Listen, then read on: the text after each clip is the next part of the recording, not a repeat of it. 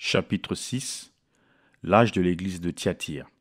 Apocalypse 2, 18 à 29. Écrit à l'ange de l'église de Thyatire. Voici ce que dit le Fils de Dieu, celui qui a les yeux comme une flamme de feu et dont les pieds sont semblables à de l'airain ardent. Je connais tes œuvres, ton amour, ta foi, ton fidèle service, ta constance, et tes dernières œuvres plus nombreuses que les premières. Mais ce que j'ai contre toi, c'est que tu laisses la femme Jézabel, qui se dit prophétesse, enseigner et séduire mes serviteurs pour qu'ils se livrent à l'impudicité et qu'ils mangent des viandes sacrifiées aux idoles. Je lui ai donné du temps afin qu'elle se repentît, et elle ne veut pas se repentir de son impudicité. Voici, je vais la jeter sur un lit et envoyer une grande tribulation à ceux qui commettent adultère avec elle, à moins qu'ils ne se repentent de leurs œuvres. Je ferai mourir de mort ses enfants, et toutes les églises connaîtront que je suis celui qui sonde les reins et les cœurs, et je vous rendrai à chacun selon vos œuvres. À vous, à tous les autres de Thyatire qui ne reçoivent pas cette doctrine, et qui n'ont pas connu les profondeurs de Satan, comme il les appelle, je vous dis, je ne mets pas sur vous d'autres fardeaux. Seulement, ce que vous avez, retenez-le jusqu'à ce que je vienne. À celui qui vaincra et qui gardera jusqu'à la fin mes œuvres, je donnerai autorité sur les nations. Il les pètera avec une verge de fer, comme on brise les vases d'argile, ainsi que moi-même j'en ai reçu le pouvoir de mon Père. Et je lui donnerai l'étoile du matin. Que celui qui a des oreilles entende ce que l'Esprit dit aux églises. Thyatire. Historiquement, la cité de Thyatire était la moins remarquable des 7 cités de l'Apocalypse. Elle se trouvait aux confins de la Mysie et de l'Ionie. Plusieurs cours d'eau passaient à proximité, mais ils étaient tous pleins de sangsues.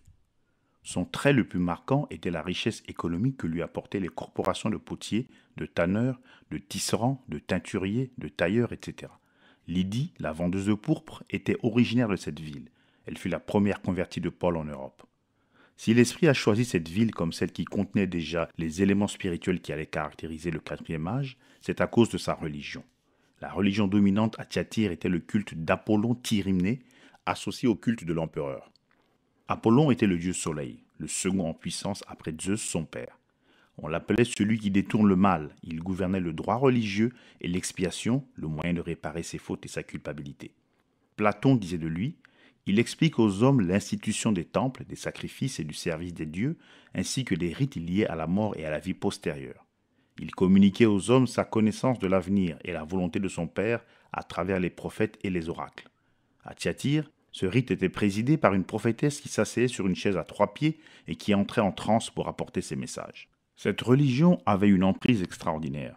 Sa formidable puissance ne provenait pas seulement du domaine du mystère, mais elle provenait aussi du fait que l'on ne pouvait pas être membre de l'une des corporations qui permettaient de gagner sa vie sans pratiquer le culte d'Apollon. Tous ceux qui refusaient de se joindre à ces fêtes idolâtres et à ces orgies licencieuses étaient exclus de ces syndicats du 1er siècle. Pour participer à la vie sociale et commerciale, il fallait pratiquer le paganisme idolâtre. Chose fort remarquable, le nom même de Thyatire signifie femme dominatrice. Ainsi, cet âge se caractérise par une femme dominatrice, une force brute qui envahit tout, qui soumet tout et qui exerce un contrôle despotique. Or, une femme dominatrice est la plus grande malédiction du monde.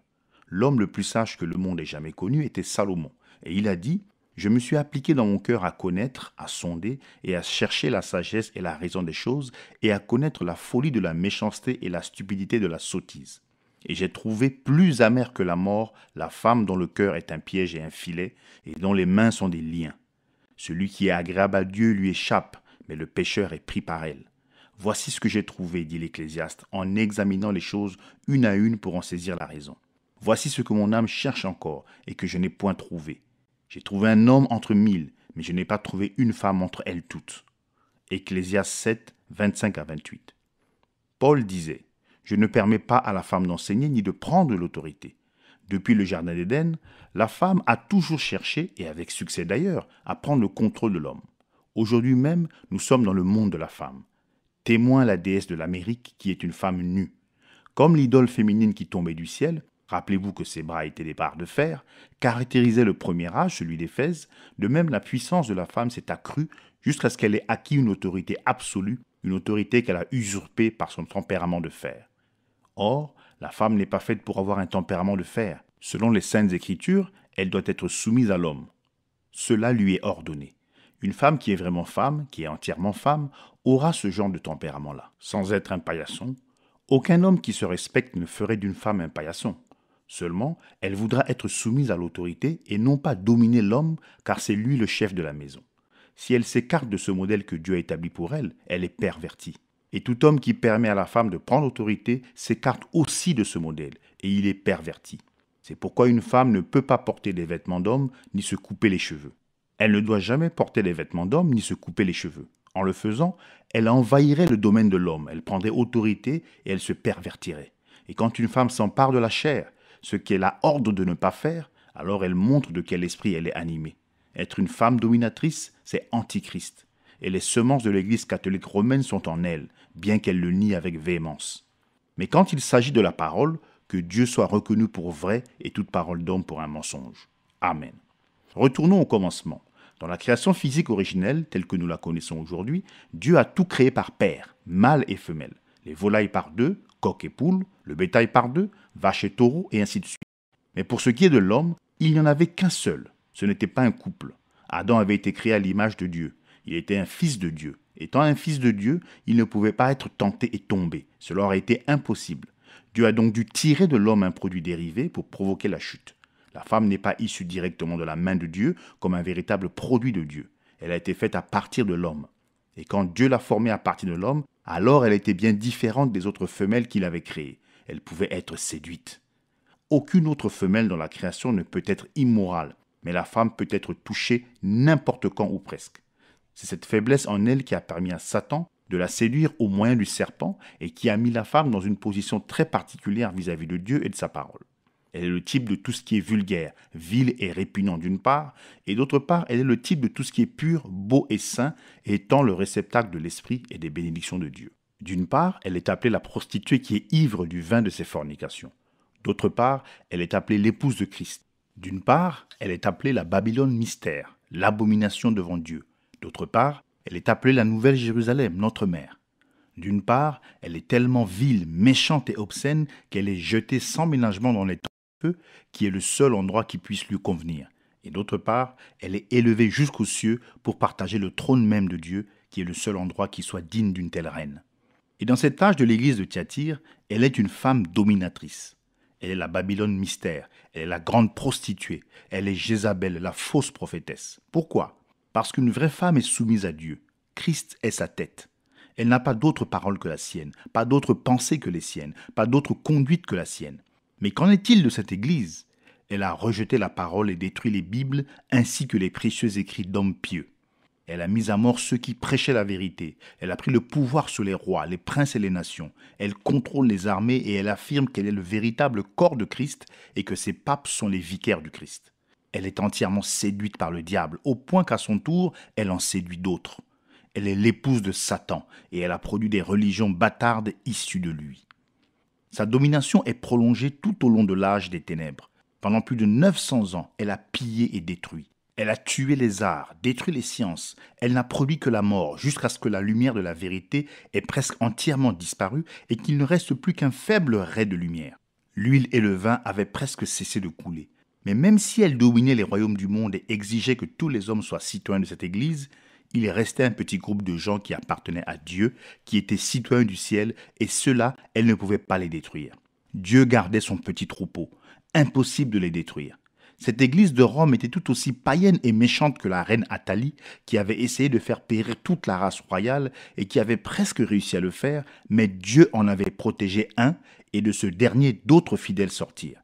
De même, Dieu protégea un petit troupeau au cours de cette longue nuit obscure, et à terme, la vérité qu'il possédait fit naître un Luther.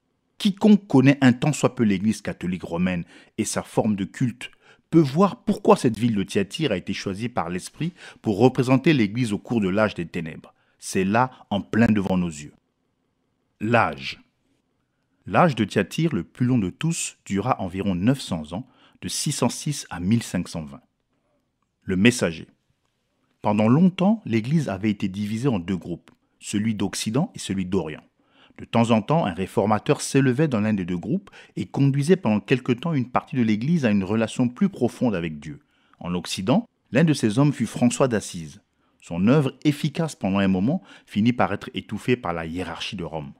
Pierre Valdo, de Lyon, un marchand avait renoncé à sa vie profane, servait le Seigneur avec beaucoup d'ardeur, et il attira beaucoup de gens à lui. Mais le pape entrava son œuvre et l'excommunia. Ni le groupe occidental ni le groupe oriental n'avaient en son sein un homme qui ait pu, à la lumière de l'Écriture, être le messager de cet âge. Toutefois, 2 hommes dans les îles britanniques avaient un ministère en parole et en acte qui pouvait être soumis avec succès à l'épreuve de la vérité. C'étaient Saint Patrick et Saint Colomba. C'est à Saint Colomba qu'échut le rôle de messager. Bien que le messager de l'âge de Thyatire soit Saint Colomba, je désire m'attarder un peu sur la vie de Saint Patrick, qui est un exemple pour nous et aussi pour montrer la fausseté de la revendication de Rome, selon laquelle Saint Patrick serait l'un des siens, comme elle l'affirme d'ailleurs aussi de Jeanne d'Arc. Saint Patrick naquit de la sœur de Saint Martin, dans le village de Bonaverne, au bord de la Clyde. Un jour, alors qu'il jouait avec ses 2 sœurs sur la berge, des pirates s'approchèrent et les enlevèrent tous les 3. Nul ne sait ce qu'il advint des sœurs, mais Patrick, Succat de son vrai nom, fut vendu à un chef d'Irlande du Nord. Il reçut pour tâche de garder les pourceaux. Pour cela, il dressait des chiens. Ces chiens étaient si bien dressés que beaucoup de gens venaient de près et de loin pour en acheter. Dans sa solitude, il se tourna vers Dieu et fut sauvé. Il eut alors le désir pressant de s'échapper et de retourner chez lui auprès de ses parents. Il conçut un projet qui tirait grand profit de ses qualités de dresseur. Il apprit au chien à se coucher sur lui en couvrant son corps et à ne pas bouger jusqu'à son ordre.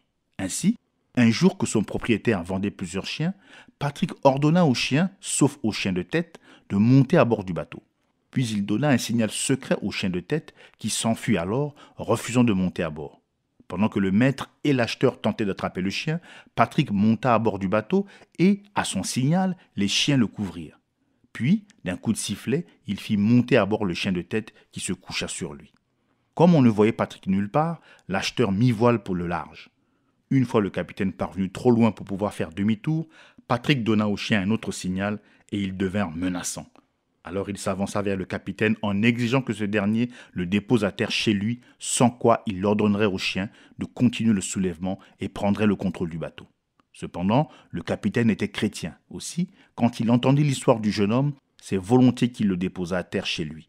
Patrick y suivit l'enseignement d'un institut biblique, puis retourna en Irlande où il gagna des milliers d'âmes à Christ par la parole et la puissance de Dieu, manifestée à travers de nombreux signes et prodiges. Jamais il ne se rendit à Rome, pas plus qu'il ne fut à aucun moment mandaté par Rome. La vérité est que quand Rome finit par réussir à s'implanter sur l'île, au moment opportun, ils mirent à mort plus de 100 000 chrétiens issus, au fil des années, du groupe qui était à l'origine venu au Seigneur sous le ministère de Saint Patrick. Environ 60 ans après la mort de Saint Patrick, naquit Colomba, dans le comté de Donegal, en Irlande du Nord. Il appartenait à la famille royale des Fergus. Il devint un érudit brillant et consacré, connaissant par cœur la plus grande partie des Écritures. D'une voix audible, Dieu l'appela à être missionnaire. Après qu'il eut entendu la voix de Dieu, rien ne put l'arrêter et son ministère miraculeux a poussé de nombreux historiens à le ranger aux côtés des apôtres. Son ministère fut si glorieux, accompagné de grands signes surnaturels, que certains, surtout des têtes pensantes à Rome, ont cru exagérer les récits qu'on en avait faits. Au cours d'un de ses voyages missionnaires, en s'approchant d'une ville fortifiée, il trouva les portes closes pour l'empêcher d'entrer. Il éleva la voix en prière pour que Dieu intervienne et lui ouvre l'accès auprès des gens pour prêcher. Mais pendant qu'il priait, les magiciens de la cour firent un grand vacarme pour le déranger. Il entonna alors un psaume. Alors qu'il chantait, Dieu amplifia tellement le volume de sa voix qu'il couvrit les cris des païens. Soudain, les portes s'ouvrirent brusquement d'elles-mêmes. Colomba entra, prêcha l'évangile et gagna beaucoup d'âmes au Seigneur. Une autre fois, alors qu'on l'avait encore empêché d'entrer dans un village, comme il se mettait en route pour repartir, le fils du chef tomba gravement malade. Comme il était à l'article de la mort, on alla rapidement quérir Saint Colomba. Ce dernier prononça la prière de la foi et le garçon fut guéri instantanément. Le village s'ouvrit alors à l'évangélisation. Le pur évangile que prêchaient Colomba et ses collaborateurs se répandit dans toute l'Écosse et cette contrée se tourna vers Dieu. Débordant l'Écosse, il toucha aussi l'Irlande et l'Europe du Nord. Sa façon de répandre l'évangile était la suivante. Un groupe d'une douzaine d'hommes, sous la conduite d'un chef, se rendait dans une région non encore touchée par l'évangile et y fondait une véritable petite ville centrée sur l'évangile. Parmi ces 12 hommes, on trouvait des menuisiers, des enseignants, des prédicateurs, etc. Tous merveilleusement versés dans la parole et menant une vie sainte. Cette petite colonie était entourée d'un mur. Avant longtemps, cette enceinte était entourée de maisons habitées par les étudiants et leurs familles. Ces étudiants étudiaient la parole et se préparaient à partir au service du Seigneur comme missionnaires, comme conducteurs spirituels et comme prédicateurs.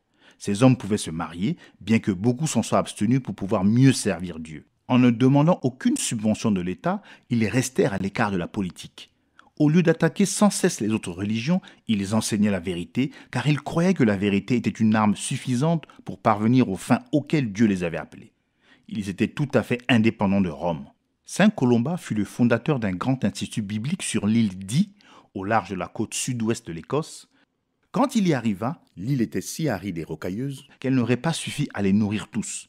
Mais Colomba planta la semence d'une main en levant l'autre main en prière. Aujourd'hui, l'île est l'une des plus fertiles au monde. De cette île centrée sur la Bible sortirent de puissants enseignants revêtus de sagesse et de la puissance de Dieu. En lisant l'histoire de ce grand serviteur de Dieu et de l'œuvre merveilleuse qu'il a accomplie, j'eus le cœur attristé de voir que la puissance papale, avide de soumettre tous les hommes à son emprise, vint ensuite souiller ses champs de mission et détruire la vérité telle qu'elle avait été enseignée par Colomba. La salutation. Apocalypse 2,18. Voici ce que dit le Fils de Dieu, celui qui a les yeux comme une flamme de feu et dont les pieds sont semblables à de l'airain ardent. La révélation de la divinité pour cet âge de Thyatire, c'est que Jésus est le Fils de Dieu. Autrefois, au jour de sa chair, il fut connu comme le Fils de l'homme. Mais à présent, ce n'est plus selon la chair que nous le connaissons. Il n'est plus le Fils de l'homme, le grand prophète, rassemblant toutes les prophéties en lui-même. Le Fils unique est de retour dans le sein du Père. Maintenant, nous le connaissons selon la puissance de la résurrection. Il est ressuscité. Il a pris possession de sa grande puissance et il est au-dessus de tous et a autorité sur tous, à la louange de sa gloire. Il ne partagera pas sa gloire avec un autre. Il n'abandonnera la conduite de l'Église à aucun homme. Il porte les regards sur Thyatire et il voit, dans cette ville et dans ce 4e âge, l'honneur qui lui appartient à lui seul être rendu à un autre. La fureur du jugement étincelle dans ses yeux quand il voit Apollon vénéré comme fils de Dieu, alors que lui seul est le fils unique du Père. Combien terrible sera son jugement sur la religion de cet âge de Thyatire, où les membres d'Église, comme les adorateurs païens du Fils du Dieu, Apollon fils de Zeus, élèvent un chef humain pour qu'il soit adoré avec l'appui du pouvoir de l'État. En effet, c'est exactement cela qu'il a vu. L'Église catholique romaine, entièrement plongée dans une idolâtrie basée sur les rites du dieu soleil, Apollon, avait élevé un homme au rang de divinité, pape, par le mariage de l'Église avec l'État. En effet, Thomas d'Aquin et Alverus Pelagius avaient formulé la déclaration suivante. Le pape semble être, pour ceux qui le voient d'un regard spirituel, non pas un homme, mais un Dieu. Son autorité ne connaît aucune limite. Il peut déclarer vrai ce qu'il veut et il peut retirer ses droits à quiconque s'il le trouve bon. Douter de ce pouvoir universel aboutit à être exclu du salut. Les grands ennemis de l'Église sont les hérétiques qui refusent de porter le joug de l'obéissance fidèle. Il y a un seul médiateur entre Dieu et les hommes, Jésus-Christ, homme, le Fils de Dieu. 1 Timothée 2,5. Mais le pape à Rome a changé la parole. Il l'a remplacé par un seul médiateur entre Dieu et l'homme et non les hommes. C'est donc maintenant lui qui fait la médiation entre le médiateur et les hommes. Seulement, il n'y a pas d'autre médiateur que le Fils. Le pape prononce le salut par l'Église de Rome, mais il n'y a pas de salut si ce n'est par le Fils de Dieu. Pas étonnant alors que la flamme du jugement étincelle dans ses yeux. Pas étonnant que ses pieds soient comme de l'airain ardent, alors qu'il s'apprête à écraser et à réduire en poussière les méchants royaumes de ce monde. Remercions Dieu pour ses puissants pieds d'airain. Ils ont traversé le jugement pour nous. Ils sont maintenant notre fondement, car ce qu'il a acquis est à nous. Nous sommes identifiés à lui, Jésus, le Fils de Dieu. C'est dans cet âge que nous voyons s'élever le mahométisme, qui nie le Fils de Dieu et qui condamne à mort tous ceux qui se disent chrétiens. C'est également dans cet âge que la fausse Église défia le premier commandement du Dieu Tout-Puissant, puis se hâta d'enfreindre le second en installant le pape à la place de Jésus-Christ et en instaurant le culte des idoles et en l'imposant avec une force telle que ceux qui refusaient de faire une place aux icônes dans l'Église devaient mourir.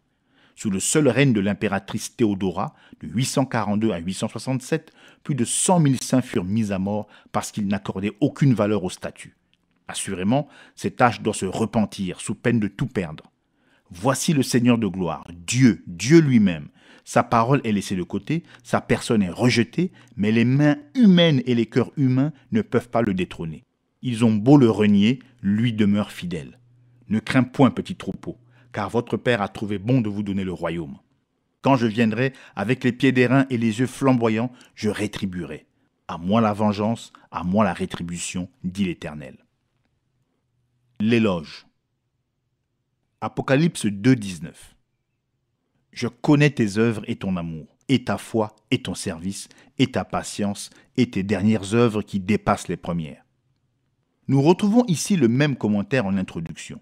Je connais tes œuvres. Le Fils de Dieu lui-même a dit, « Croyez en moi à cause de mes œuvres. » Quand il était sur terre, il a insisté tout particulièrement sur ses œuvres. Les œuvres qu'il a faites étaient prévues par Dieu pour inspirer la foi en lui. Elles constituaient une grande partie de son ministère. Son saint l'apôtre Paul disait « Car nous sommes son ouvrage, ayant été créés en Jésus-Christ pour de bonnes œuvres que Dieu a préparées d'avance, afin que nous les pratiquions. » Éphésiens 2, 10. Ces œuvres avaient pour objet d'inspirer la foi en lui en démontrant cette relation avec lui que Paul définit comme ayant été créée en lui. Or, les œuvres ne peuvent pas remplacer la foi en Dieu pour notre salut. Mais les œuvres manifesteront la foi que nous avons déjà placée en lui. Les bonnes œuvres ne peuvent pas vous sauver, mais elles proviendront d'une vie sauvée comme fruit pour le Seigneur. Je crois dans les bonnes œuvres. Même si un homme n'est pas sauvé, il doit faire de bonnes œuvres. Il doit faire de son mieux. Ce qui est horrible aux yeux de Dieu, c'est que des hommes fassent des œuvres mauvaises pour ensuite dire qu'ils accomplissent la volonté du Seigneur. C'est ce que faisaient les évêques, les papes et la hiérarchie de Rome. Ils commettaient des meurtres, des mutilations et toutes sortes de mauvaises choses au nom du Seigneur. Ils vivaient des vies tout à fait à l'opposé de ce qu'enseigne la parole. Dans ce mauvais jour, les vrais croyants brillaient comme une lampe dans un lieu obscur, en faisant constamment le bien. En effet, ils répondaient à la malédiction par la bénédiction, et ils agissaient selon la vérité pour honorer Dieu, même si beaucoup d'entre eux l'ont payé de leur vie. Dans ce verset, il félicite ses enfants parce qu'ils vivaient une vie changée. Leurs œuvres témoignaient d'un esprit nouveau à l'intérieur.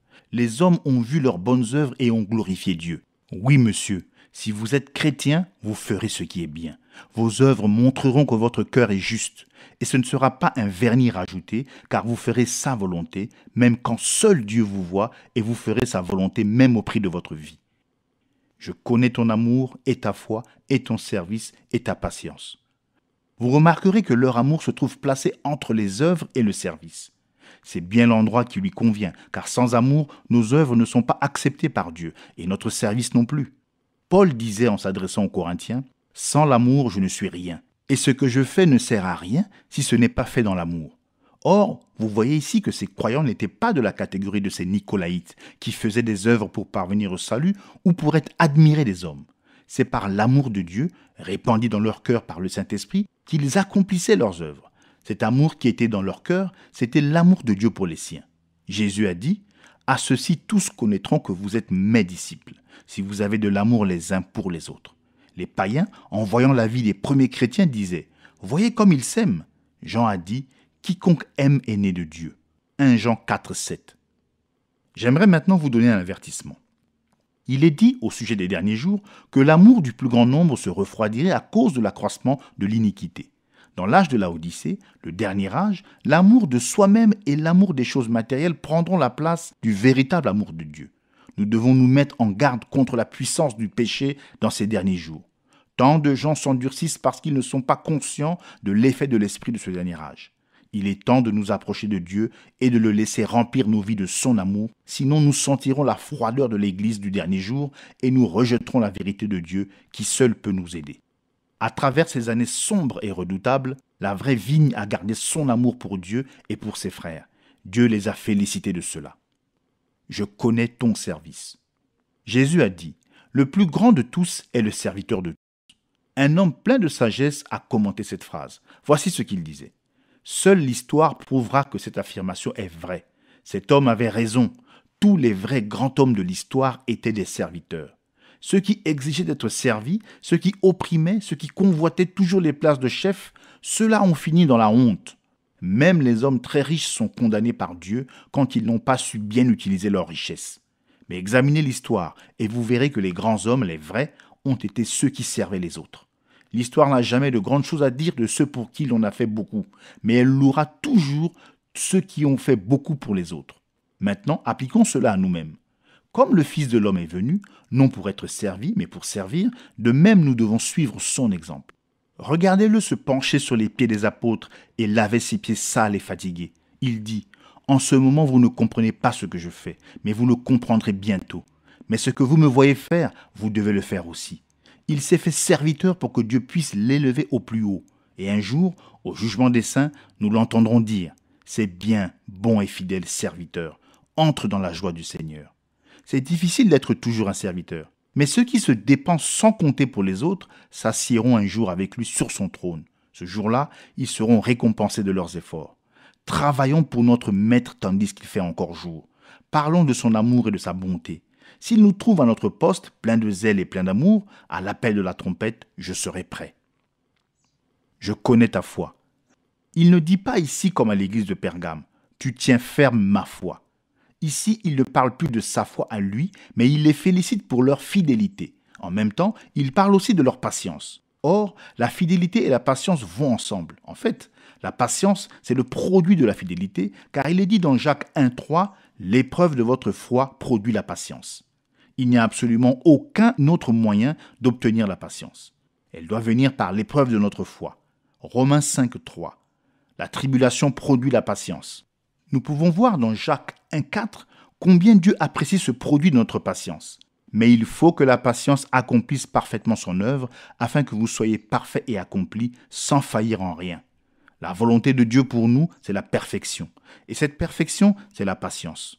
De s'attendre à Dieu et d'attendre Dieu.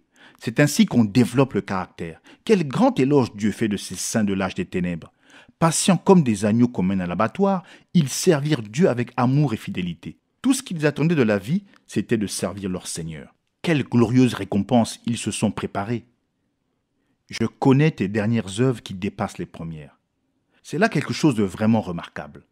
Alors que les ténèbres de l'âge s'épaississaient, alors que la liste du tableau d'honneur des martyrs s'allongeait de jour en jour, ils redoublaient d'ardeur au travail, de zèle pour le service et de foi. Quelle tragédie cela avait été de voir diminuer l'amour dans l'âge d'Éphèse. Et nulle part dans les autres âges, il n'est fait mention d'un accroissement du travail de l'amour. Dans cet âge-ci, en revanche, dans le plus sombre de tous les âges, il redoublait d'ardeur à le servir. Quelle leçon! Ce service offert par amour au Seigneur ne cesse pas, bien au contraire, il augmente. Voilà le secret. Que l'ennemi essaie de nous empêcher de servir le Seigneur, notre réponse est « servons-le d'autant plus ». Quand les faibles gémissent de terreur, c'est le moment de crier victoire. Je connais tes dernières œuvres qui dépassent les premières. Comme nous l'avons déjà dit, cet âge est appelé l'âge des ténèbres parce que c'est bien la période la plus sombre de l'histoire. C'était l'âge du pape Innocent III qui revendiqua le titre de vicaire du Christ, souverain suprême de l'Église et du monde, et qui institua l'Inquisition. Sous son règne, cette dernière versa plus de sang que toute autre époque. Nous excluons la Réforme. C'était l'âge de la pornocratie, du règne des courtisanes. Serge III avait une maîtresse et il remplit le cœur papal de ses maîtresses et de ses fils illégitimes et fit du palais du pape une caverne de voleurs. Anastase III mourut étranglé par Marozia, la maîtresse de Serge. Jean XI était le fils illégitime de Marozia. Jean XII était le petit-fils de Marozia et il violait les veuves et les vierges et il fut tué en plein acte d'adultère par un mari furieux.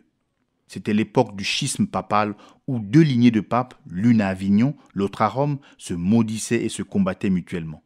Ces papes n'étaient pas seulement coupables d'actes sexuels immoraux, avoir d'innombrables enfants illégitimes, se livrer à la sodomie, etc., mais ils se rendirent également coupables de vendre les fonctions sacerdotales aux plus offrants. Jamais la lumière n'a lu aussi faiblement que dans cet âge, et pourtant les quelques croyants de cet âge travaillèrent avec d'autant plus de ferveur que les ténèbres s'épaississaient, et bien que vers la fin de l'âge beaucoup s'élevèrent pour tenter des réformes. La ferveur de leurs efforts ouvrit le chemin pour la réforme à venir. C'est pourquoi, comme le dit la parole au sujet de cet âge, tes dernières œuvres, celles de la fin de l'âge, dépassent les premières. Le mot Thyatire a plusieurs sens, parmi lesquels celui de sacrifice continuel. Beaucoup croient voir ici une annonce prophétique de la pratique de la messe, qui est une présentation continuelle du sacrifice de Christ. C'est une excellente idée, mais ce nom peut aussi signifier le sacrifice continuel dans la vie et dans le travail des véritables croyants du Seigneur. Bien sûr, ces saints de Thyatire étaient la fine fleur de la moisson, remplis du Saint-Esprit et de foi, créés pour des bonnes œuvres, publiant sa louange, n'ayant pas d'égard pour leur propre vie, mais abandonnant tout avec joie comme un sacrifice agréable au Seigneur. La réprimande.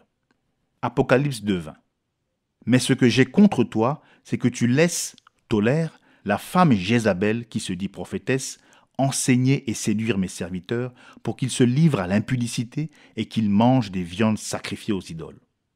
Avec ce verset, j'aimerais que vous preniez le verset 23 pour trouver la preuve d'une grande vérité sur laquelle j'attire votre attention depuis le début. Je ferai mourir de mort ces enfants et toutes les églises connaîtront que je suis celui qui sonde les reins et les cœurs. Je n'ai cessé de répéter qu'il y a en fait deux églises, bien que dans chaque âge, l'Esprit parle aux deux comme si elles n'étaient qu'une seule. Ici, il est dit clairement qu'il y a des églises, et il est dit tout aussi clairement que certaines de ces églises, de toute évidence, ne savent pas qu'il est celui qui sonde les reins et les cœurs. Il va le leur prouver. Or, quelles sont les églises qui ne connaissent pas cette vérité ? Bien sûr, c'est le groupe de la fausse vigne, puisque les vrais croyants savent assurément que le jugement commence dans la maison de Dieu, et, comme ils craignent Dieu, ils se jugent eux-mêmes pour ne pas devoir être jugés. Or, pourquoi Dieu appelle-t-il siennes ces églises qui sont pourtant la fausse vigne ? La vérité, c'est que ce sont des chrétiens. Mais ce ne sont pas des chrétiens de l'esprit, ce sont des chrétiens de la chair. Ils portent ce nom en vain. Marc 7:7. C'est en vain qu'ils m'honorent, en donnant des préceptes qui sont des commandements d'hommes. Mais ils sont bien des chrétiens. Que pourrait-il être d'autre ? Un musulman est un musulman. Peu importe comment il la vit, c'est sa religion. Parce qu'il souscrit en théorie aux enseignements du Coran. De même, un chrétien est un chrétien, tant qu'il souscrit au fait que Jésus est le Fils de Dieu, né d'une vierge, qu'il a été crucifié, qu'il est mort et est ressuscité, qu'il est le sauveur de l'humanité, etc. En fait, dans l'âge de l'Odyssée, il y aura des gens qui se nomment chrétiens parce qu'ils souscrivent aux belles qualités de Jésus tout en se réservant le droit de nier sa divinité.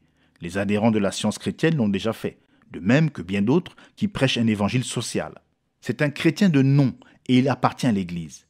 Mais ce n'est pas un vrai croyant, un croyant spirituel. Ce genre de croyant, c'est celui qui a été baptisé dans le corps de Christ et qui est un des membres de son corps. Mais néanmoins, c'est l'ordre de Dieu que l'ivraie croisse avec le blé et il ne faut pas l'arracher. Dieu l'a ordonné ainsi. Un jour arrive où ils seront liés et brûlés, mais ce n'est pas encore le temps. Donc, l'Esprit parle à cette assemblée mélangée. D'une part, il loue, de l'autre, il réprimande. Il a dit ce qu'il y a de bon chez le vrai croyant. Maintenant, il avertit la fausse vigne, lui disant ce qu'elle doit faire pour pouvoir se tenir justifiée devant le Seigneur. La femme Jézabel. L'apôtre Jacques nous a montré quelles sont les voies du péché. Jacques 1, 14 et 15. Mais chacun est tenté quand il est attiré et amorcé par sa propre convoitise. Puis la convoitise, lorsqu'elle a conçu, enfante le péché. Et le péché étant consommé, produit la mort. Voici l'image exacte de ce qui se passe dans les âges de l'Église. Tout comme le péché est parti d'un simple sentiment, de même la mort dans l'Église a commencé par les œuvres toutes simples et peu évidentes des Nicolaïtes. De ces œuvres, elle a ensuite fait une doctrine. À partir de cette doctrine, elle s'est emparée de la puissance de l'État et a introduit le paganisme. Dans cet âge, elle va maintenant jusqu'à avoir sa propre prophétesse, personne qui enseigne, et elle poursuit encore sa course jusqu'à se retrouver dans les temps de feu. En effet, c'est bien là qu'elle finira dans la seconde mort. Or, le cri de Dieu contre ce quatrième âge se trouve tout entier dans la dénonciation de cette prophétesse Jézabel. Et pour bien comprendre pourquoi il la dénonce ainsi, il nous faut reprendre son histoire dans la Bible. Quand nous aurons trouvé ce qu'elle faisait à l'époque, nous saurons ce qui se passe au moment qui nous occupe. La première chose, et chose très importante que nous apprenons au sujet de Jézabel, c'est qu'elle n'est pas une fille d'Abraham et que son entrée parmi les tribus d'Israël ne s'est pas faite par une incorporation spirituelle, comme ce fut le cas pour Ruth la Moabite. Non, monsieur. Cette femme était fille d'Ethbal, roi de Sidon, 1 Roi 16:31, qui était prêtre d'Astarté. Il avait accédé au trône en tuant son prédécesseur, Phélès. Nous voyons donc tout de suite qu'elle était la fille d'un assassin. Ceci nous rappelle bien Caïn. Et elle n'avait pas été incorporée à Israël par la voie spirituelle que Dieu avait prévue pour l'incorporation des non-juifs. Elle était entrée par son mariage avec Akab, roi des 10 tribus d'Israël. Or, comme nous l'avons vu, ce n'était pas une union spirituelle, c'était une union politique. Ainsi, cette femme qui baignait dans l'idolâtrie n'avait pas le moindre désir de devenir adoratrice du seul vrai Dieu. Au contraire, elle venait dans l'intention déclarée de détourner Israël du Seigneur. Or, Israël, les 10 tribus, avait déjà fait l'expérience du culte des veaux d'or, mais ils ne s'étaient pas encore livrés entièrement à l'idolâtrie, car ils adoraient Dieu et reconnaissaient la loi de Moïse. Mais une fois qu'Akab eut épousé Jézabel, l'idolâtrie fit des progrès meurtriers. C'est au moment où cette femme devint prêtresse dans les temples qu'elle avait érigés à Astarté, Vénus et à Baal, le dieu soleil, qu'Israël en arriva au point critique de son existence. Ayant vu ceci, nous pouvons maintenant comprendre ce que l'Esprit de Dieu nous montre dans cet âge de Thyatire et que voici. Akab épousa Jézabel par intérêt politique en vue d'affermir son royaume et de mieux l'établir. C'est exactement ce que fit l'Église en se mariant sous Constantin. C'est pour des raisons politiques qu'ils se sont unis, même s'ils se donnaient un prétexte spirituel. Personne ne me fera croire que Constantin était un chrétien. C'était un païen déguisé en chrétien. Il fit peindre une croix blanche sur le bouclier des soldats. C'est lui qui fut à l'origine des chevaliers de Colomb. Il fit placer une croix au sommet du clocher de l'église Sainte-Sophie et cela devint une tradition. C'est Constantin qui eut l'idée de rassembler tout le monde, païens, chrétiens de nom et vrais chrétiens. Pendant quelque temps, il sembla réussir, car les vrais croyants venaient dans l'espoir de pouvoir ramener ceux qui s'étaient éloignés de la parole. Quand ils virent qu'ils ne parvenaient pas à les ramener à la vérité, ils furent contraints de se séparer du corps politique. Dès lors, ils furent appelés hérétiques et furent persécutés. Permettez-moi maintenant de dire que la même chose est en train de se passer en ce moment même. Tout le monde se rassemble. Ils écrivent une Bible qui conviendra à tous, juifs, catholiques ou protestants. Ils ont leur propre concile de Nicée. Eux, ils l'appellent le Conseil œcuménique. Et savez-vous qui toutes ces organisations combattent? Elles combattent les vrais pentecôtistes. Je ne parle pas de l'organisation appelée pentecôtiste. Je parle de ceux qui sont pentecôtistes parce qu'ils sont remplis du Saint-Esprit et parmi lesquels se manifestent les signes et les dons parce qu'ils marchent dans la vérité. En épousant Jézabel dans un but politique, Akab a vendu son droit d'aînesse. En vous rattachant à une organisation, vous vendez votre droit d'aînesse, frère, que vous le croyez ou non. Tous les groupes protestants qui sont sortis de l'organisation pour ensuite y retourner ont vendu leur droit d'aînesse. Et quand vous vendez votre droit d'aînesse, Vous vous retrouvez comme Ésaü. vous aurez beau pleurer et vous repentir tant que vous voudrez, cela ne vous avancera à rien. Il n'y a qu'une chose à faire, c'est de sortir du milieu d'elle, mon peuple, et n'ayez plus part à ses péchés. Si vous pensez que je n'y suis pas, répondez donc à cette question. Quelqu'un peut-il me citer une église ou un mouvement de Dieu qui ait jamais eu un réveil et qui soit revenu à Dieu après être entré dans l'organisation et être devenu une dénomination? Étudiez l'histoire. Vous n'en trouverez aucune, pas même une seule. Minuit a sonné pour Israël quand elle s'est rattachée au monde, troquant les choses spirituelles contre la politique. À Nicée, minuit a sonné quand l'Église a fait la même chose. Minuit sonne maintenant alors que les églises se rassemblent. Or, quand Akab épousa Jézabel, il la laissa puiser dans le trésor de l'État pour bâtir 2 immenses temples pour le culte d'Astarté et de Baal. Le temple élevé à Baal était assez grand pour que le peuple d'Israël tout entier vienne y adorer. Et quand Constantin se maria avec l'Église, il lui donna des édifices, il y plaça des autels et des statues, et il organisa la hiérarchie qu'on avait vue prendre forme. Appuyé par le pouvoir de l'État, Jézabel imposa sa religion au peuple et tua les prophètes et les sacrificateurs de Dieu. L'heure était si sombre qu'Élie, le messager de ce jour-là, pensait qu'il ne restait plus que lui. Cependant, Dieu s'en était réservé 7000 qui n'avaient pas fléchi le genou devant Baal.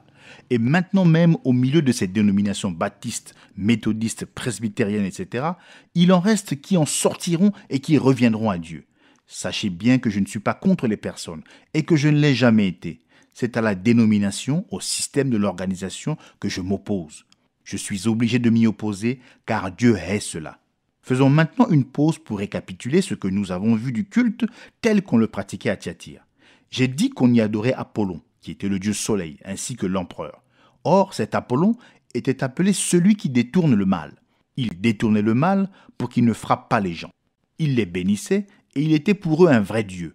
On le considérait comme celui qui instruisait le peuple. Il leur expliquait le culte, les rites du temple, le service des dieux, les sacrifices, la mort et la vie après la mort. Il parlait par l'intermédiaire d'une prophétesse en transe, assise sur une chaise à 3 pieds. Oh là là! Vous le voyez? Voilà cette prophétesse appelée Jézabel et elle instruit le peuple.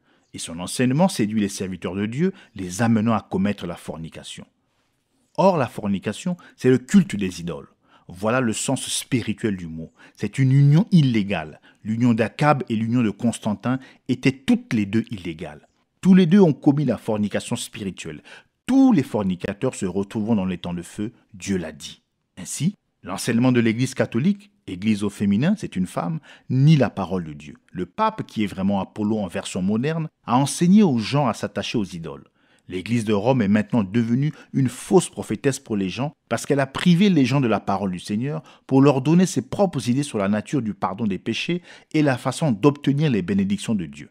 Les prêtres sont même allés jusqu'à affirmer bien haut leur pouvoir, non seulement pendant la vie, mais également dans la mort. Ils enseignent de leur propre chef l'existence d'un purgatoire alors qu'on ne trouve pas cela dans la parole. Ils enseignent qu'on peut sortir du purgatoire et aller au ciel à l'aide de prières, de messes et d'argent. Tout le système qui repose sur ce enseignement est faux. Il n'est pas basé sur le solide fondement de la révélation de Dieu dans sa parole, mais il est basé sur les sables mouvants de ses propres contre-vérités diaboliques. L'Église est passée tout de suite de l'organisation à la dénomination et de là aux faux enseignements. C'est exact. Les catholiques romains ne croient pas que Dieu est dans sa parole. Non, monsieur. S'ils le croyaient, il leur faudrait se repentir et revenir sur leur position, mais ils disent que Dieu est dans son Église. Dans ce cas, la Bible serait l'histoire de l'Église catholique. Il n'en est pas ainsi. Voyez ce qu'ils ont fait, ne serait-ce que du baptême d'eau. D'un baptême chrétien qu'il était, ils en ont fait un baptême païen dans des titres. Permettez-moi de vous raconter ce qui m'est arrivé une fois avec un prêtre catholique. Une jeune fille que j'avais autrefois baptisée s'est convertie au catholicisme, alors le prêtre voulut m'interroger à son sujet. Il me demanda de quel baptême elle avait été baptisée. Je lui répondis que je l'avais baptisée du baptême chrétien, du seul qui exista à ma connaissance. Je l'avais ensevelie dans l'eau au nom du Seigneur Jésus-Christ. Le prêtre me fit remarquer qu'il fut un temps où l'Église catholique faisait de même. Je lui demandai alors quand l'Église catholique baptise de cette manière. En effet, j'ai lu leur histoire et je n'ai pu trouver cela nulle part. Il me dit que cela se trouvait dans la Bible et que c'est Jésus qui avait organisé l'Église catholique. Je lui demandai s'il pensait que Pierre avait réellement été le premier pape. Il l'affirma catégoriquement. Je lui demandai si l'on disait les messes en latin pour être sûr qu'elles étaient dites correctement et qu'elles ne changeraient pas. Il me répondit que oui. Je lui dis alors que je les trouvais bien éloignés de ce qu'ils avaient eu au début. Je lui fis savoir que si l'Église catholique croyait réellement au livre des actes, alors j'étais un catholique à l'ancienne mode. Il me dit que la Bible était l'histoire de l'Église catholique et que Dieu est dans l'Église. Je refusais d'en convenir car Dieu est dans sa parole. Que Dieu soit reconnu pour vrai et tout homme pour menteur. Si vous retranchez ou que vous ajoutez à ce livre, Dieu a promis qu'il frappera de fléau ceux qui ajoutent et qu'il retranchera leur part du livre de vie à ceux qui osent en retrancher quoi que ce soit. Apocalypse 22, 18 et 19. Je vais vous montrer en quoi l'Église catholique romaine croit que Dieu est dans l'Église et non dans la parole. Voici un extrait du journal du pape Jean 23. Mon expérience de ces 3 années de pontificat, depuis que j'ai avec crainte et tremblement accepté ce sacerdoce par pure obéissance à la volonté du Seigneur, qui m'a été transmise par le sacré collège des cardinaux réunis en conclave, rend témoignage à cette maxime. Et met une raison émouvante et durable d'y rester fidèle. Confiance absolue en Dieu pour tout ce qui concerne le présent et parfaite tranquillité pour ce qui est de l'avenir. Ce pape affirme que Dieu a révélé sa volonté par l'intermédiaire de l'Église. Comme c'est faux, Dieu est dans sa parole et c'est à travers la parole qu'il révèle sa volonté. Il affirme encore placer une confiance absolue dans la parole des hommes et de ce fait y obéir avec tranquillité. Tout cela semble bien beau, mais c'est tellement faux. Exactement comme la perversion qui a eu lieu dans le jardin d'Éden. Allons maintenant au chapitre 17 de l'Apocalypse pour voir cette femme, l'Église, dont la vie est fondée sur de fausses prophéties et non sur la parole de Dieu. Au verset 1, Dieu l'appelle la grande prostituée. Pourquoi est-elle une prostituée? Parce qu'elle vit dans l'idolâtrie. Elle y a entraîné le peuple. Quel remède y a-t-il contre l'idolâtrie? La parole de Dieu. Ainsi, cette femme est une prostituée parce qu'elle a abandonné la parole. La voilà assise sur les grandes eaux, ce qui signifie des grandes foules. Cela ne peut être que la fausse Église. Parce que l'Église de Dieu est petite, il n'y en a que peu qui en trouvent le chemin. Voyez ce qu'elle est aux yeux de Dieu, bien que les hommes la trouvent merveilleuse et sage. Elle se vautre dans l'ivresse de ses fornications. Or, elle était ivre du sang des martyrs, tout comme Jézabel qui avait tué les prophètes et les prêtres et fait périr le peuple de Dieu, ceux qui refusaient de se prosterner devant Baal et de l'adorer.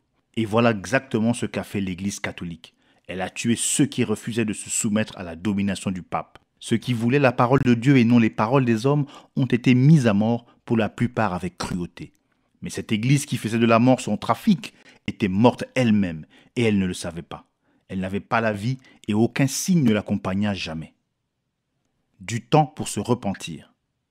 Apocalypse 2, 21. Je lui ai donné du temps afin qu'elle se repentît et elle ne veut pas se repentir de son impudicité. Savez-vous que cette Église était plus mauvaise encore qu'Akab? Savez-vous que, pour un temps, lui s'est repenti et qu'il marcha lentement devant Dieu? On ne peut pas en dire autant de l'Église catholique romaine, non monsieur. Non seulement elle ne s'est jamais repentie, mais elle s'est au contraire acharnée à détruire tous ceux qui ont voulu l'aider à se repentir. C'est historique. Or Dieu a suscité non seulement des messagers pour chaque âge, mais il a également suscité de merveilleux auxiliaires pour ces messagers. Il a donné à chaque âge de merveilleux hommes de Dieu qui ont fait tout leur possible pour ramener l'Église à Dieu.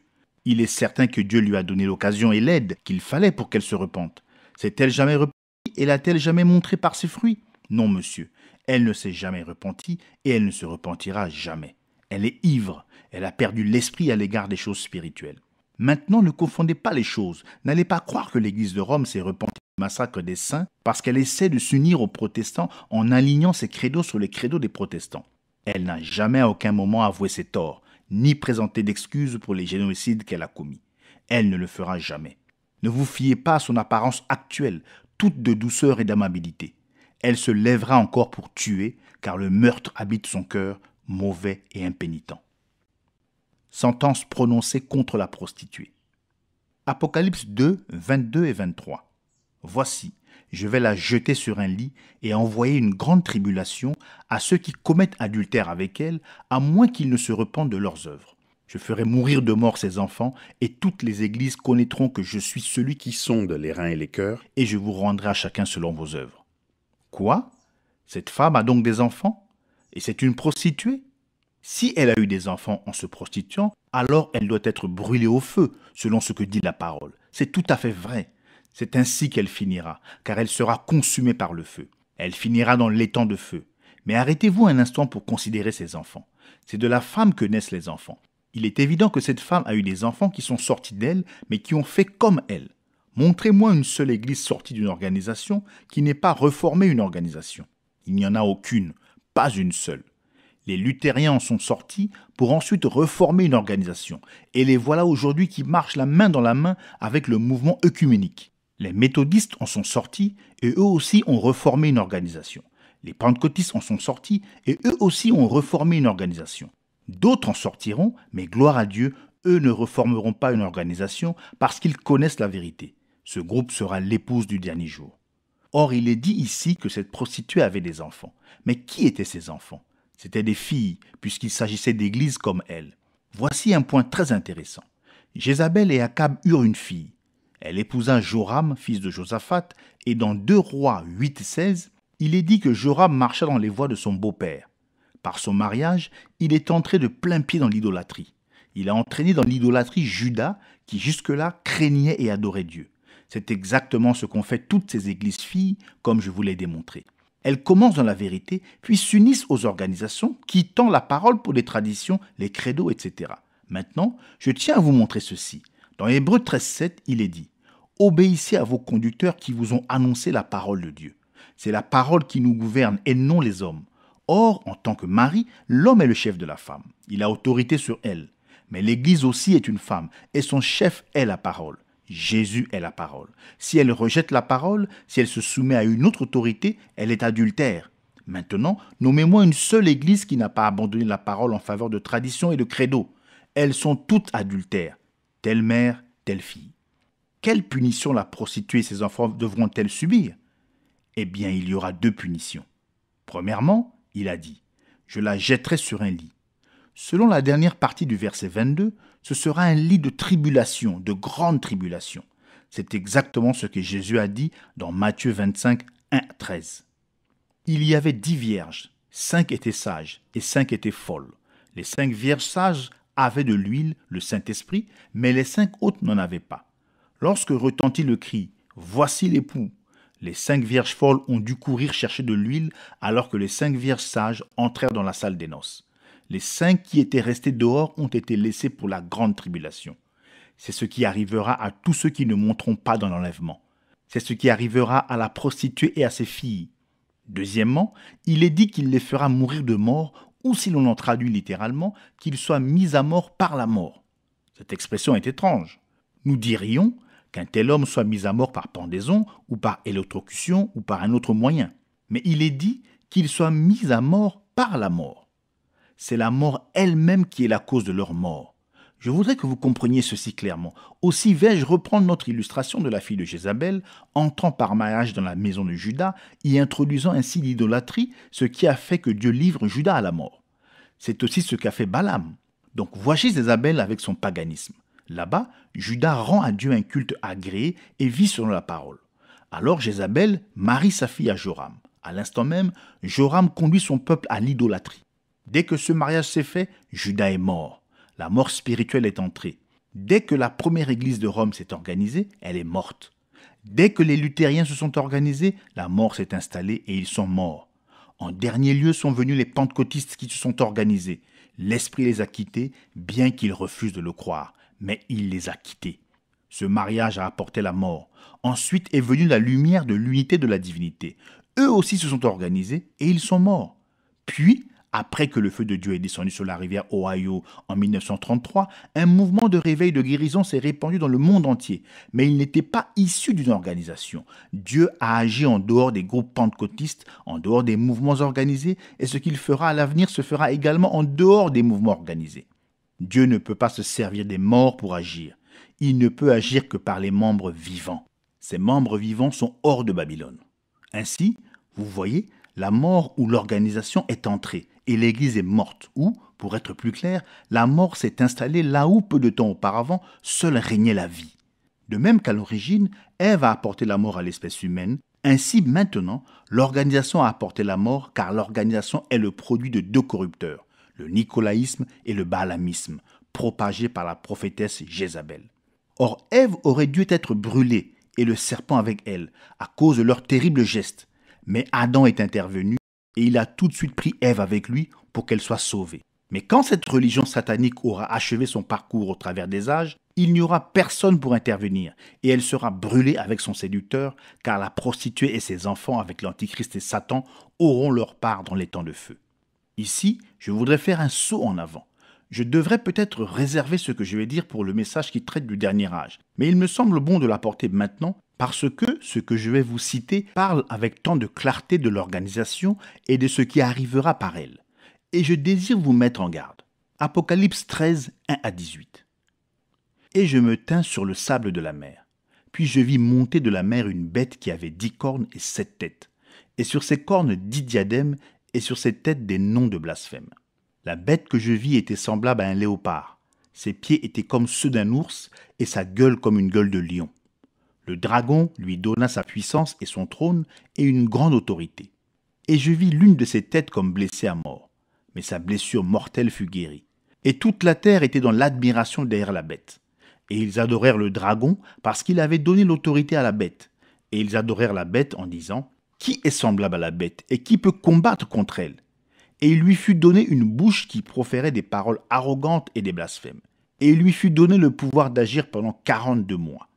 Et elle ouvrit sa bouche pour proférer des blasphèmes contre Dieu, pour blasphémer son nom, son tabernacle et ceux qui habitent dans le ciel. Il lui fut donné de faire la guerre aux saints et de les vaincre. Il lui fut donné autorité sur toute tribu, tout peuple, toute langue et toute nation. Et tous les habitants de la terre l'adoreront, ceux dont le nom n'a pas été écrit dans le livre de vie de l'agneau qui a été immolé dès la fondation du monde. Si quelqu'un a les oreilles, qu'il entende. Si quelqu'un mène en captivité, il ira en captivité. Si quelqu'un tue par l'épée, il faut qu'il soit tué par l'épée. C'est ici la persévérance et la foi des saints. Puis je vis monter de la terre une autre bête qui avait 2 cornes semblables à celles d'un agneau et qui parlait comme un dragon. Elle exerçait toute l'autorité de la première bête en sa présence. Et elle faisait que la terre et ses habitants adoraient la première bête dont la blessure mortelle avait été guérie. Elle opérait de grands prodiges jusqu'à faire descendre du feu du ciel sur la terre à la vue des hommes. Et elle séduisait les habitants de la terre par les prodiges qui lui étaient donnés d'opérer en présence de la bête, disant aux habitants de la terre de faire une image de la bête qui avait la blessure de l'épée et qui vivait. Et il lui fut donné d'animer l'image de la bête, afin que l'image de la bête parlât, et qu'elle fit que tous ceux qui n'adoraient pas l'image de la bête fussent tués. Et elle fit que tous, petits et grands, riches et pauvres, libres et esclaves, reçussent une marque sur leur main droite ou sur leur front, et que personne ne put acheter ni vendre sans avoir la marque, le nom de la bête ou le nombre de son nom. C'est ici la sagesse, que celui qui a de l'intelligence calcule le nombre de la bête, car c'est un nombre d'hommes, et son nombre est 666. Ce chapitre nous montre la puissance de l'Église catholique romaine et ce qu'elle fera par l'organisation. Souvenez-vous, c'est la fausse vigne. Qu'elle prononce le nom du Seigneur, elle le fait toujours dans un esprit de mensonge. Elle n'est pas sous la direction du Seigneur, mais de Satan. Elle finit par s'identifier complètement à la bête. La prostituée, montée sur la bête écarlate, montre clairement que sa puissance vient du Dieu de la violence, Satan, et non de notre Dieu, le Seigneur Jésus-Christ. D'après le verset 17, il est parfaitement clair qu'elle prendra la haute main sur tout le commerce de la terre, car personne ne peut acheter ni vendre sans passer par elle. Apocalypse 18, 9 à 17 en donne confirmation, car ces versets montrent à quel point elle est engagée avec les rois, princes et marchands, qui sont tous impliqués avec Rome pour le commerce. Dans Apocalypse 13, 14, nous apprenons que la bête étend son influence au moyen de l'image qu'on lui a faite. Cette image qui a été faite, c'est un conseil économique mondial dans lequel toutes les églises organisées vont s'unir aux catholiques romains, ce qu'ils sont déjà en train de faire. Il se pourrait fort bien que cette union s'effectue en vue de mettre fin à la puissance du communisme. Mais puisque le communisme, tout comme Nebuchadnezzar, a été suscité pour brûler la chair de la prostituée, Rome sera vaincue et détruite. Notez bien que partout où l'Église catholique s'est installée, le communisme a suivi. Il doit en être ainsi. Et je vous avertis maintenant, n'allez pas croire que le communisme soit votre seul ennemi. Non, monsieur, vous avez un plus grand ennemi encore, c'est l'Église catholique. Maintenant, lisons Apocalypse 13, 1 à 4 et comparons avec Apocalypse 12, 1 à 5. Apocalypse 13, 1 à 4. Puis je vis monter de la mer une bête qui avait 10 cornes et 7 têtes, et sur ses cornes 10 diadèmes, et sur ses têtes des noms de blasphème. La bête que je vis était semblable à un léopard, ses pieds étaient comme ceux d'un ours, et sa gueule comme une gueule de lion. Le dragon lui donna sa puissance et son trône, et une grande autorité. Et je vis l'une de ses têtes comme blessée à mort, mais sa blessure mortelle fut guérie, et toute la terre était dans l'admiration derrière la bête. Et ils adorèrent le dragon parce qu'il avait donné l'autorité à la bête, et ils adorèrent la bête en disant « Qui est semblable à la bête, et qui peut combattre contre elle ?» Apocalypse 12, 1 à 5. Un grand signe parut dans le ciel. Une femme enveloppée du soleil, la lune sous ses pieds, et une couronne de 12 étoiles sur sa tête. Elle était enceinte. Et elle criait, étant en travail et dans les douleurs de l'enfantement.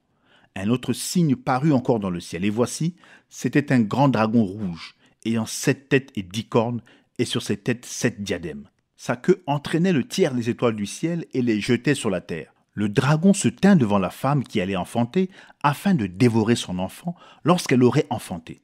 Elle enfanta un fils, qui doit paître toutes les nations avec une verge de fer. Et son enfant fut enlevé vers Dieu et vers son trône.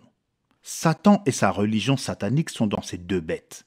Dans Apocalypse 14, la bête dont la blessure mortelle fut guérie est la Rome impériale païenne qui est tombée sous les coups des barbares et qui avait perdu par là sa puissance temporelle. Mais elle l'a retrouvée dans la Rome papale, le voyez-vous ? La nation qui imposait son règne en écrasant tout sur son passage et qui était devenue l'empire le plus puissant qu'on ait jamais vu, a fini par être mortellement blessée. La puissance matérielle qu'elle possédait par la force des armes, entre autres, était perdue. Mais sous Constantin, elle a repris vie, car la Rome papale s'est infiltrée partout dans le monde et elle dispose d'un pouvoir absolu. Elle se sert des rois et des marchands, et la puissance mortelle de sa religion et de son empire financier lui permettent de gouverner comme déesse de notre âge. Elle est aussi le dragon qui se tenait devant la femme pour dévorer son enfant. Hérode avait essayé de tuer le Seigneur Jésus, mais il a échoué. Plus tard, Jésus a été crucifié par des soldats romains, mais maintenant, il a été élevé sur le trône. Dès lors, faites le rapprochement entre ce que je viens de dire et la vision de Daniel. La partie de la statue décrite en dernier, c'était les pieds qui représentaient la dernière puissance mondiale. Ils étaient de fer et d'argile. Vous voyez, le fer, c'est l'Empire romain. Mais il n'est plus maintenant en fer massif. De l'argile y est mélangée. Pourtant, il est là, conduisant les affaires du monde, tant dans les démocraties que dans les pays à régime plus despotique. L'Église catholique est dans chaque nation, elle est mêlée à tout. Je voudrais vous dire quelque chose au sujet du fer et de l'argile. Vous vous souvenez du jour où Khrouchtchev a enlevé son soulier pour frapper sur la table à l'ONU ? Eh bien, il y avait là 5 pays de l'Est et 5 pays de l'Ouest. Khrouchtchev parlait pour l'Est et le président Eisenhower pour l'Ouest. En russe, Khrouchtchev signifie argile et Eisenhower signifie fer. Les deux principaux chefs du monde, les deux gros orteils des pieds de fer et d'argile, étaient côte à côte. Nous sommes vraiment à la fin. Dans le verset 4, il est demandé « Qui peut combattre contre la bête ?» Or, il y a aujourd'hui quelques noms prestigieux dans le monde. Il y a des nations puissantes, mais c'est Rome qui, maintenant, mène la barque. C'est le pape qui est aux commandes, et sa puissance va s'accroître. Personne ne peut combattre contre lui. Verset 6. Et elle ouvrit la bouche pour proférer des blasphèmes, enseignant des préceptes qui sont des commandements d'hommes, emportés, enflés d'orgueil, aimant le plaisir, ayant l'apparence de la piété, mais reniant ce qui en fait la force. Il a blasphémé le nom de Dieu en remplaçant ce nom par des titres et en refusant d'agir autrement. Verset 7. Et il lui fut donné de faire la guerre aux saints, la persécution, la mort pour le vrai croyant, et tout cela au nom du Seigneur, de façon que le nom de Dieu soit blasphémé, comme il l'est en Russie, à cause de ce que la religion catholique a fait là-bas. Verset 8. Et tous les habitants de la terre l'adoreront, ceux dont le nom n'a pas été écrit dans le livre de vie de l'agneau qui a été immolé dès la fondation du monde. Remercions Dieu de ce Que les brebis ne l'adoreront pas, tous, à part les élus, seront séduits. Mais les élus ne seront pas séduits, car ils entendent la voix du berger. et ils le suivent.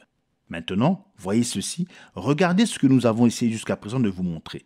Cette semence de mort qui a été semée dès le premier âge, cette semence de l'organisation, est finalement devenue un arbre dans lequel nichent tous les oiseaux impurs. Elle a beau proclamer qu'elle est celle qui donne la vie, elle est celle qui donne la mort. Son fruit, c'est la mort. Ceux qui ont part avec elle sont morts. Cette puissante organisation mondiale de l'Église, qui dupe le monde en lui faisant croire qu'en elle se trouve le salut matériel et spirituel, séduit les multitudes et cause leur perte. Elle est non seulement la mort personnifiée, mais ce cadavre infect sera lui-même mis à mort par la mort qui est l'étang de feu. Oh, si seulement les hommes voulaient comprendre ce que sera leur fin, s'ils restent en elle. Sortez du milieu d'elle, car pourquoi mourriez-vous? Le dernier avertissement. Apocalypse 2, 23. Je ferai mourir de mort ces enfants, et toutes les églises connaîtront que je suis celui qui sonde les reins et les cœurs, et je rendrai à chacun de vous selon ses œuvres. Dieu regarde au cœur. Il l'a toujours fait, il le fera toujours. Ici, comme à travers tous les âges, il y a deux groupes. Chacun professe appartenir à Dieu et recevoir de Dieu sa révélation. Néanmoins, le solide fondement de Dieu reste debout avec ses paroles qui lui servent de sceau. Le Seigneur connaît ceux qui lui appartiennent. 2 Timothée 2, 19. Le Seigneur sonde les reins. Le mot sonder signifie suivre la piste ou surveiller. Dieu dépiste nos pensées, les reins. Il sait ce qu'il y a dans nos cœurs. Il voit nos œuvres qui manifestent avec précision ce qui est en nous. C'est du cœur que proviennent la justice ou la méchanceté. Nos mobiles, nos desseins, il connaît tout cela, alors qu'il observe chacune de nos actions. Et quand viendra le moment où nous rendrons compte de notre vie, nous serons jugés sur chacune de nos actions, sur chacune de nos paroles. La fausse vigne n'avait pas la crainte de Dieu et elle le paiera chèrement. Que tous ceux qui prononcent son nom vivent comme il convient à des saints. Nous pouvons tromper les gens, mais nous ne tromperons jamais le Seigneur. La promesse pour ces jours de ténèbres. Apocalypse 2, 24 et 25. À vous, à tous les autres de Thyatire qui ne reçoivent pas cette doctrine et qui n'ont pas connu la profondeur de Satan, comme il l'appelle, je vous dis, je ne mets pas sur vous d'autres fardeaux. Seulement, ce que vous avez, retenez-le jusqu'à ce que je vienne. Avant d'aborder la promesse, laissez-moi vous montrer encore ici que l'Église, telle qu'en parle l'Esprit dans ce livre, se compose de deux vignes dont les branches s'entrelacent. À vous et à tous les autres de Thyatire qui ne reçoivent pas cette doctrine, je vous dis, voilà. Il parle aux deux groupes. L'un a la doctrine et l'autre ne l'a pas. Les voici, dispersés parmi les nations, chacun avec sa doctrine qui s'oppose à celle de l'autre. L'un est de Dieu et connaît ses profondeurs, l'autre est de Satan et connaît les profondeurs de Satan. Je ne mets pas sur vous d'autres fardeaux. Le mot traduit par fardeau signifie un poids, une pression. La pression de l'âge des ténèbres, c'était de devoir plier ou d'être brisé, se courber ou mourir. C'était l'Inquisition. La puissance de l'Empire donnant son appui au culte de Satan. Appartenait à une organisation ou mourait. Dans chaque âge, il y a eu des pressions. Par exemple, l'un des grands fardeaux du dernier âge, c'est la pression de la richesse, du confort et de la tension nerveuse. Dans un âge d'une telle complexité qu'il semble que nous ne soyons pas faits pour y vivre. Le fardeau du quatrième âge semble avoir été assez clairement défini. Défier Rome, prendre position pour la parole, quitte à le payer de sa vie. Ils n'ont pas connu les profondeurs de Satan. Il semble que les commentateurs aient laissé ce verset de côté, parce qu'ils n'ont pas compris de quelle doctrine ou de quelles expériences il est question ici. En réalité, il n'est pas difficile de comprendre de quoi il s'agit. Voyons d'abord ce qu'est la profondeur de Dieu. La profondeur de Satan, c'est l'opposé. Éphésiens 3,16. Afin qu'il vous donne, selon la richesse de sa gloire, d'être puissamment fortifié par son esprit dans l'homme intérieur, en sorte que Christ habite dans vos cœurs par la foi, afin qu'étant enraciné et fondé dans l'amour, vous puissiez comprendre avec tous les saints quelle est la largeur, la longueur, la profondeur et la hauteur, et connaître l'amour de Christ qui surpasse toute connaissance, en sorte que vous soyez remplis jusqu'à toute la plénitude de Dieu. Donc selon ces versets, quand un homme a fait l'expérience de la profondeur de Dieu dans sa vie, il s'agit d'une véritable expérience personnelle de l'Esprit de Dieu qui vient habiter en lui. Et alors, son esprit est illuminé par la sagesse et la connaissance de Dieu qu'il reçoit par la parole. La profondeur de Satan, par contre, c'est qu'il s'efforcera d'anéantir cela. Il essaiera toujours de remplacer cette réalité de Dieu par une contrefaçon. Comment s'y prendra-t-il ? Il enlèvera la connaissance de la vérité de Dieu, anéantissant la parole pour mettre la sienne à la place. Dieu a-t-il réellement dit ? Il prendra alors la place de la personne de Christ dans notre esprit. Il le fera comme il l'a fait faire à Israël, en faisant régner un être humain comme roi à la place de Dieu. On rejettera l'expérience de la nouvelle naissance pour se joindre à une église. C'est au cours de cet âge que l'église est entrée dans les profondeurs de Satan. Et les fruits de cette profondeur de Satan, qui sont le mensonge, le meurtre et des crimes abominables, ont été manifestés dans cet âge. Les récompenses. Apocalypse 2, 26 et 29. À celui qui vaincra et qui gardera jusqu'à la fin mes œuvres, je donnerai autorité sur les nations. Il les pètera avec une verge de fer, comme on brise les vases d'argile, ainsi que moi-même j'en ai reçu le pouvoir de mon Père. Et je lui donnerai l'étoile du matin, que celui qui a des oreilles entende ce que l'Esprit dit aux églises. À celui qui vaincra et qui gardera jusqu'à la fin mes œuvres. Ce que l'Esprit dit ici des œuvres nous montre clairement que Dieu essaie de faire comprendre aux siens ce qu'il pense des œuvres de justice. 4 fois, il mentionne les œuvres. Et maintenant, il dit que celui qui continuera fidèlement à faire ses œuvres jusqu'à la fin recevra autorité sur des nations, qu'il sera un maître puissant, capable et inflexible, qui pourra affronter n'importe quelle situation avec une puissance telle que l'ennemi le plus acharné sera brisé s'il le faut. Il manifestera son autorité avec une puissance semblable à celle du Fils même. Voilà qui est vraiment surprenant. Mais regardons cette promesse à la lumière de cet âge-là. Rome la puissante, soutenue par l'État, entraîne à son service roi armé et législateur, brisant et écrasant tout devant elle. Elle a tué des millions d'hommes et brûle de tuer encore d'autres millions qui refusent de se courber devant elle. Avec toute son intolérance, elle établit des rois ou les abaisse chaque fois qu'elle le peut. Oui, son intrusion a réellement causé la chute de nations entières parce qu'elle avait décidé la destruction des élus de Dieu. Ses œuvres sont les œuvres du diable. En effet, elle commet des meurtres et elle ment, tout comme lui. Mais le jour vient où le Seigneur dira « Conduisez mes ennemis devant moi et mettez-les à mort. » Alors les justes seront avec leur Seigneur, lorsque sa juste indignation s'abattra sur les blasphémateurs. Les justes qui viendront avec lui en gloire détruiront ceux qui détruisaient la terre et qui massacraient les saints de Dieu. C'était l'âge où l'on devait sans cesse tendre l'autre joue, un âge de détresse terrible, mais le jour vient où la vérité prévaudra. Et qui pourra supporter son feu sans être consumé ? Seuls les rachetés du Seigneur le pourront. Et je lui donnerai l'étoile du matin. Selon Apocalypse 22, 16 et 2 Pierre 1, 19, Jésus est l'étoile du matin. Je suis la racine et la postérité de David, l'étoile brillante du matin. Jusqu'à ce que le jour vienne apparaître et que l'étoile du matin se lève en vos cœurs. L'Esprit fait donc une promesse en relation directe avec lui-même aux élus de l'âge des ténèbres et ensuite à ceux des âges à venir. Comme nous l'avons déjà dit, Jésus s'identifie aux messagers de chaque âge. Ils reçoivent de lui la révélation de la parole pour chaque période.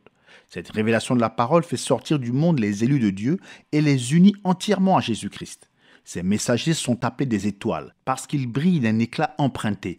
C'est la lumière du Fils Jésus lui-même qui les reflète. Ils sont également appelés des étoiles parce qu'ils sont les porteurs de la lumière dans la nuit. Ainsi, dans l'obscurité du péché, ils apportent la lumière de Dieu à son peuple. C'est l'âge des ténèbres. Il est particulièrement sombre car la parole du Seigneur est, à peu de choses près, entièrement soustraite aux gens. La connaissance du Très-Haut a presque disparu. La mort a eu raison d'un grand nombre de croyants au point qu'ils sont décimés. Les choses de Dieu n'ont jamais été aussi bas auparavant et Satan semble avoir une victoire assurée sur le peuple de Dieu. Si jamais il y a eu un groupe de gens qui avaient besoin d'une promesse quant au pays où il n'y a plus de nuit, C'était bien celui de l'âge des ténèbres.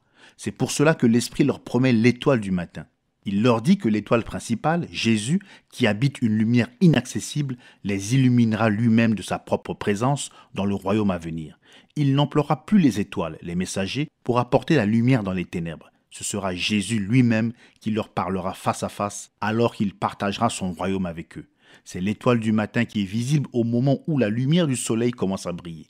Quand notre soleil Jésus viendra, il n'y aura plus besoin de messagers. Il nous apportera lui-même son message d'encouragement. Et alors qu'il régnera dans son royaume et que nous vivrons dans sa présence, la lumière de la parole deviendra de plus en plus brillante en notre jour de perfection. Que pourrions-nous désirer de plus que Jésus lui-même? N'est-il pas tout, parfaitement tout? Que celui qui a des oreilles entende ce que l'Esprit dit aux églises. Amen. Oui, Seigneur Dieu, que par ton Esprit nous écoutions ta vérité.